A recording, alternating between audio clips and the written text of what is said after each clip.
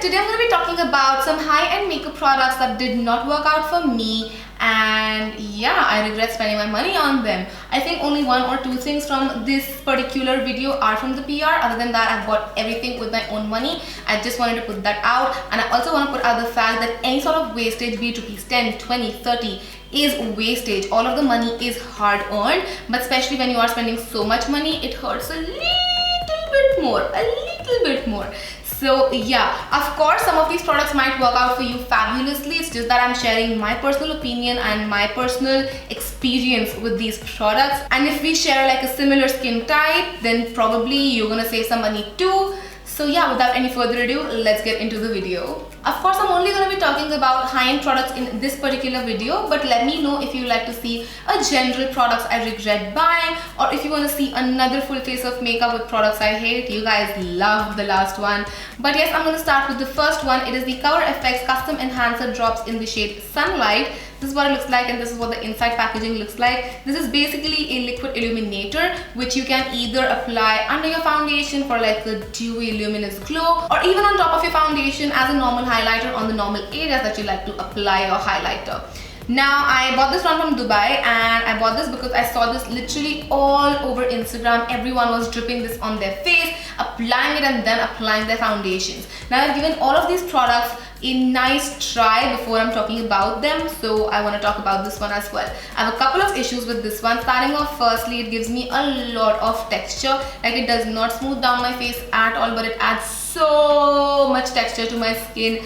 I cannot even with it. Secondly, it kind of changes the undertone of my foundation whenever I'm wearing it under my foundation, which is the primary use of this one, I believe. It makes them look more pinky or reddy, or sometimes even makes me look a little ashy, which it's not supposed to do. I know this is not like a pretty light color. I went for a more bronzy color only for the specific reason that I don't want a highlighter super light so that it will make me look ashy or pale. But sadly, I think my money went down the drain, and you guys know I'm not a big fan of liquid highlighters like on top of my foundation because I feel like they move my foundations a lot.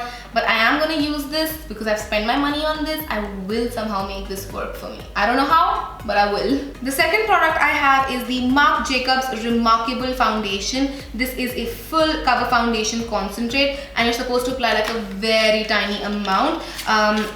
This is what the packaging looks like. I don't know why and how I kind of missed this one from the video where I did like products I love with packaging I hate. Maybe because I don't love this foundation so much. First of all, the packaging though. I felt like this was supposed to be a dropper, but it's basically just a ball like that. So you have to like apply it on your face like that. And I dropped some on my thighs. Great. And again, this is not a shade lighter to my skin tone. This is pretty close to what my skin tone is. So before anyone says that maybe you've not picked up the right shade, everything was matched to me. Again, this one I bought from Dubai. Now, the issues that I have with this foundation are a couple of issues. First of all, this foundation really clings onto my skin. Like, it clings onto my skin. I have to really finesse it in and make sure it works for me. Of course, you don't need a lot of product, which is a great thing, but I feel like it just really dries my skin down so much that by the end of it, I feel like I'm wearing a mask and not a foundation. I've tried like heavy moisturization with this, but it somehow just doesn't work. Maybe I'll try mixing in some other foundations with this one to make it work for me, but as of now, I'm really sad about this purchase. I could have spent all of those dirhams on something else probably. The third product I have is the Benefit Boiing Airbrush Concealer. Now, the first time I tried it, I really liked it, or maybe I didn't have a magnifying mirror at that point of time. Both of the things can be the case. First of all, the packaging is super cute. I love the packaging. It looks like a pencil eraser. Very cute, and this is what it looks like from the inside. Again, I've tried this a couple of times. Every time I've tried this, except the first initial time, it tends to crumple up on my under eyes and it just doesn't go on flawlessly. And I've tried setting it with different powders, tried applying it on top of different foundations, but the result is always the same. Somehow it just doesn't give me a very smooth finish and just a very seamless finish. I don't know why the first time it worked. Again, it can be the case that I did not see it in the magnifying mirror the first time around, and now everything before putting it online I check in a magnifying mirror, or I completely zoom in it to see that I'm looking perfect and fine. But yes, this concealer just did not work for me. I haven't still tried the other concealers from this range. There are a couple of more concealers from the Boiing range, but this Airbrush one I had high expectations from. I'll still try to work it, maybe use it as like a spot corrector here and there, but other than that I don't think I will be able to use it under my eyes because it tends to crease up and ball up under my eyes, which is not my ideal look. Then next up I have some highlighters, and by some I mean a lot because I tend to like kind of be a little biased towards highlighter and I buy a lot of highlighters. So I have some which have not been the best. The first one is this Huda Beauty 3D highlighter palette. I've talked about this in the past. This is the new shade. This is the bronze edition shade, and this is what it looks like from the inside. I thought that maybe they've changed up the formulation a little bit because a lot of people complain about getting texture from this one, but they haven't. I'll still say that I love the cream variant. I love the cream highlighter in this one, but the others, they just do not work for me. They give me so much texture. It's unbelievable, you guys. And because of the fact that the contour as well as the blush both have shimmer in it, it just doesn't go together. It just doesn't. Like, I have a video where I explain it all. If you want to check out my previous products I regret buying, I'll link it in the bottom bar below. I bought the first two highlighter palettes. This one was in the PR, but it just, I don't know. I love the cream highlighter though, and I'll use it, I don't know till when, like till I finish it, but the others, they are gonna stay untouched from me from now on. Then next up I have the Jeffree Star Cosmetics X Manny MUA Skin Frost in the shade Eclipse. Now I love Manny, and that's why I bought this, because I wanted to support him. Always do. I also bought his Lunar Beauty Lives the Drag palette because again I support him. But this highlighter really disappointed me. It's very chalky, it feels very harsh, and then you know, it's just not the glowy stuff that you would expect. It has a lot of chunks in there as well. I'm not sure how well that's visible on camera, but it's pretty chunky. Let me give you a better swatch so that you guys can probably make out a little bit better. It looks very chunky, it goes on very chunky on the skin. I have other highlighters from Jeffree Star and they're not this chunky. Like, they still are slightly, but this one is really chunky. It has chunks of glitter in it, and again, it doesn't go on smoothly.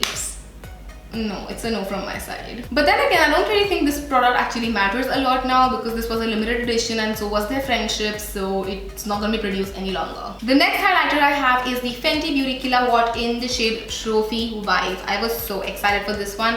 It's not even funny. I went bonkers when I saw this one because I love the gold in it. I honestly did. And I know a lot of people will say you can use these highlighters as eyeshadows, and honestly that's what I'm going to do. But you know, you spent your money on a highlighter thinking of it as a highlighter, so it will of course pinch you a little. Now my issue with the Killawatt in Trophy Wife is not the fact that it's too golden. I bought it because it was golden. I knew what it looked like. My only regret, like my only issue with this one is because it has glitters in it and they go all over your face. It's not even funny. By the end of the day, I look like I've just dunked my face in glitter and it's all over my face, and you cannot wash it off. Glitter does not wash off easily. It takes time. Like, it will take you about a week to get rid of all of that glitter. Of course, this as an eyeshadow is gorgeous, but as a highlighter, I really do not see this working. I'm just gonna give you another swatch right here, and you can see probably the glitter particles, and they kind of transfer all over your face. Hopefully you can see the glitter. I really hope the camera is picking up the glitter because I can see the glitter, like the glitter. The last highlighter I have is the Smashbox Blendable Lip and Cheek Color in the shade Hollywood and Highlight. So this is a highlighter which you can use on your cheeks or on your lips as well to get like an ombre effect. And this product just does not want to work. Like, you can swatch it like that and it would still slightly show up, wherever so slightly, but when you apply it on top of your foundation, literally moves all of your foundation. You'd be left with like a weird looking patch because all of your foundation has now moved and this won't show up. So it was just like such a bummer. I tried it on camera for the first time and I was just like, this is not working. And I love Smashbox. I probably love all of the companies I'm talking about in this video, but these products in specific did not work out for me. And then there's this blender at the back which I've never really used because this thing never really worked. So how am I supposed to use this blender? So yeah, first of all, it does not show up nicely, and secondly, even if it does, it will remove all of your foundation, so stay away. Now that the base products are done, let's move on to some eye products. The first thing I have is the Benefit Brovo Conditioning Primer. I do not understand this product. It just doesn't click with me. I hate the packaging. I hate the fact that all of the foundation gets accumulated on the silicone brush, and I hate the fact that it makes my eyebrows really stiff and just like I cannot move them. I've had 10 shots of Botox injected into them, and I just do not like this product at all. Like, no, no, no.